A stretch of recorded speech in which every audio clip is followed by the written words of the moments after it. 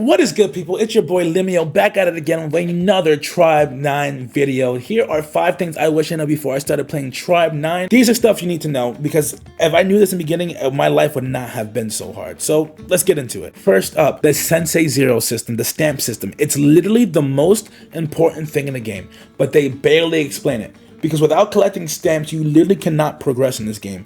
It locks you from your level cap, you can't explore certain places, you can't even go from chapter 1 to chapter 2 without having a certain amount of stamps. Now you're wondering, how do you get stamps? Literally just play the game. Don't skip any chest you see, don't skip any battles. If you see graffiti, check it. If you see a rift, like you just unlocked the rift, just quickly do it real quick. Just do it at least one time, you'll get the stamp for it. It is worth it. Because the stamp comes in a bunch of different activities. The game will literally tell you. It'll be like, open X amount of chests, defeat X amount of monsters, complete X amount of rifts. So if you're naturally playing the game and naturally doing it, you're going to be collecting stamps. By the time I was finished chapter 1, I was already 8+ stamps ahead of what I needed. And the best thing is, after you complete every challenge, you get currency. And then most of them come to 2 to 3 parts. So for example, it'll be open 20 chests, open 50 chests, open 100 chests.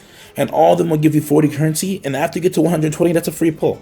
So there's literally no reason why you should be ignoring this system. You should be doing it. Number 2, understanding chests. Now you're probably thinking, oh man, opening 100+, 200+ chests just to get a stamp, that's a lot. But people don't realize in this game, chests respawn daily. Yes, even the good blue chests, they have timers set on them. So when you go to the next chapter and you come back, all those places will literally have those chests ready to go.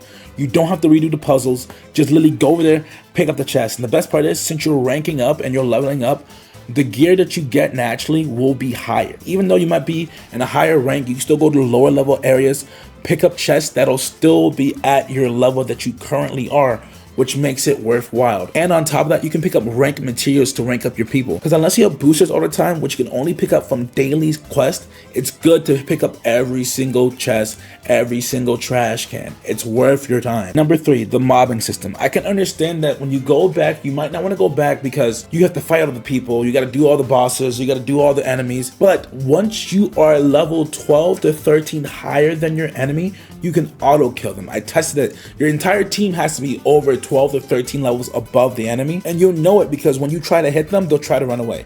But once you hit them, you'll automatically kill them. You can still gain the XP, still gain the materials, and still gain enemy tension cards. So literally, there is no reason why you should not be going back to these areas to be collecting your chests, quickly killing these mobs in like literally 1 second and getting all the rewards. You have a chance for enemies to drop boosters.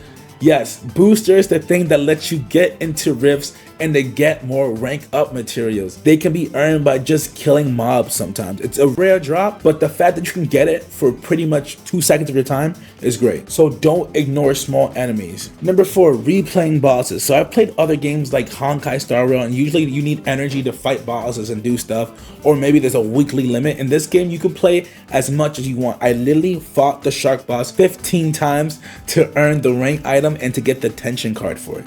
And the best part is, when I was done, I still get full XP, so my party was pretty much max level. I could use the boss materials to rank up my characters. I could use the boss materials to then send it to other players to get more in-game currency, and then just to earn the tension cards. And I know the tension cards are rare, and they might not even be applicable to your team, but realize something. These are high-level cards, so meaning you can still salvage them to then buy cards that you want for your team later on. And there is literally no downside to replaying these bosses. I highly recommend it. Last but not least, I recommend doing side quests. They're indicated on the map by these gray exclamation points. They're super easy to do. I'm talking 2 to 3 minutes max.